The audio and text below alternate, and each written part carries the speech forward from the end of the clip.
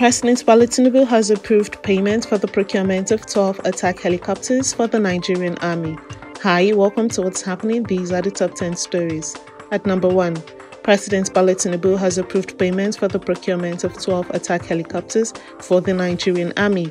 The Chief of Army Staff, Lieutenant General Taoreed Labaja, made this known at the opening of the maiden Nigerian Army Aviation Seminar on Tuesday in Abuja. He said that the 12 MD-530F KU's attack helicopters would operationalize the Nigerian Army Aviation Unit, which was set up to improve ground troops' agility, responsiveness, and efficacy during operations.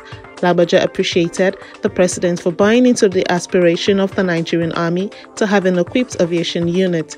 The Chief of Army Staff said that the Army has submitted the aviation outfits to the Nigerian Air Force for proper mentoring.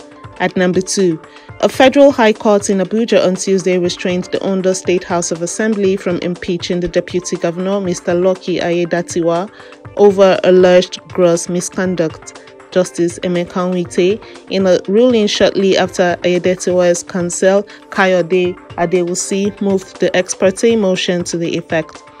The judge also restrained Governor Rotimi Akeredolu from nominating a new deputy governor and forwarded the same to the lawmakers for approval pending the hearing and determination of the substantive matter. At number 3, Justice Iyan Edem Ekwo of the Federal High Court in Abuja has dismissed a suit seeking disqualification of former Petroleum Resources Minister Timipire Sylva from contesting the November governorship election in Bayelsa State. The suit, which was instituted against the All Progressives Congress, Independent National Electoral Commission, and Sylva, was thrown out for lack of merit. In a judgment on Tuesday, Justice Ekwo held that the plaintiff, Honorable Isikima Obomade Johnson, failed to establish issues raised in the suit to warrant the disqualification of Sylva from the governorship poll.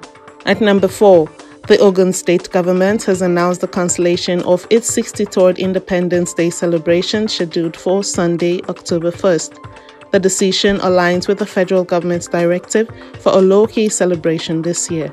According to the statement released by the Secretary of the State Government, Mr. Tokunbo Talabi, the federal government's decision for a low-key celebration reflects the current national mood.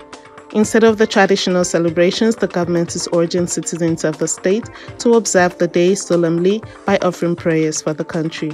At number 5, the Bauchi state government in northeast Nigeria has signed a memorandum of understanding with the Shandong province of China to promote trade and investment, build industrial capacity, boost green energy to enhance low carbon as well as improve food security and fight poverty in the state. The Bauchi State Governor, Alhaji Bala Mohammed, who signed the agreement on behalf of the state, promised to deepen cooperation with Shandong Province in his address during the 2023 World Cities Forum and Regional Leaders Summit, which was held in Jinan, the capital of Shandong Province, with the theme, Green Development, Low Carbon Life. At number 6, a tragic failed depot explosion in Nagorno-Karabakh claimed 20 lives and left 290 people injured. This incident occurred as ethnic Armenians were leaving the region due to sudden military offensive by Azerbaijan. The depot was used to give out fuel to those who wanted to leave the region in their cars, and it was packed with hundreds of people when the explosion occurred. As the exodus continues, Armenia has reported receiving 13,350 displaced persons. Meanwhile, national security advisors from Azerbaijan, Armenia, France, Germany, and the European Union are scheduled to meet in Brussels on Tuesday to discuss the situation. At number 7, Niger school leaders are demanding a negotiated framework from the withdrawal of French troops from the country after previously calling for France to pull out its forces by the end of the year. The military regime, in a statement broadcast on national TV, stressed that the timeline for troop withdrawal should be determined through mutual agreement and within a negotiated framework. This development comes nearly 2 months after the overthrow of Niger's democratically elected president, Mohamed Bazoum, on July 26th. In response to the coup, French President Emmanuel Macron announced the withdrawal of the French ambassador from Niger and the gradual pullout of the French military contingent in the coming months. France maintains approximately 1,500 soldiers in its former West African colony as part of an anti-jihadist mission in the Sahel region. At number 8, Zoleka Mandela, the granddaughter of South African anti-apartheid icon Nelson Mandela, has passed away at the age of 43 after a prolonged battle with cancer, according to her family. Zoleka, who was known for openly sharing her struggles with the disease, was admitted to the hospital on Monday as part of her ongoing treatment. Zwelabo Mandela, a family spokesman, confirmed her death, stating that Zoleka passed away surrounded by family and friends. She was the first daughter of Nelson Mandela's youngest daughter, Zinzi Mandela, and her husband, Zwelbanzi Longwane. Zoleka Mandela's courageous fight against cancer had been well documented, and her resilience served as an inspiration to many.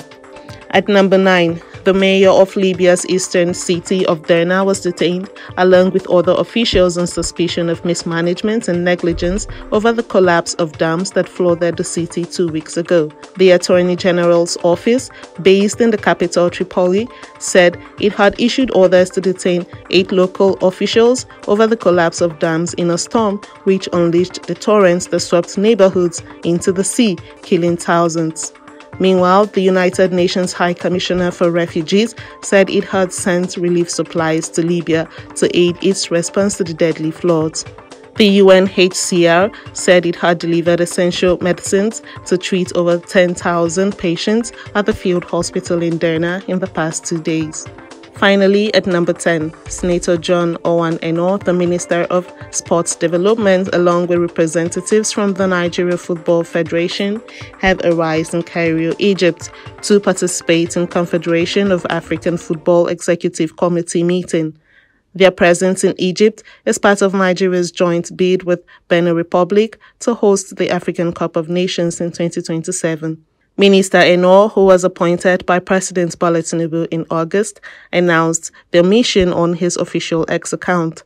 He explained that they were attending the CAF meeting as representatives of the Nigerian government and mentioned that other governments and member associations bidding for AFCON 2027 would also be present. Nigeria has hosted AFCON once before in 1980, when the national team, led by Christian Chukwu, claimed victory. However, the subsequent joint hosting with Ghana in 2000 ended in disappointment as Cameroon emerged as the champions. That's all for today. See you next time on What's Happening.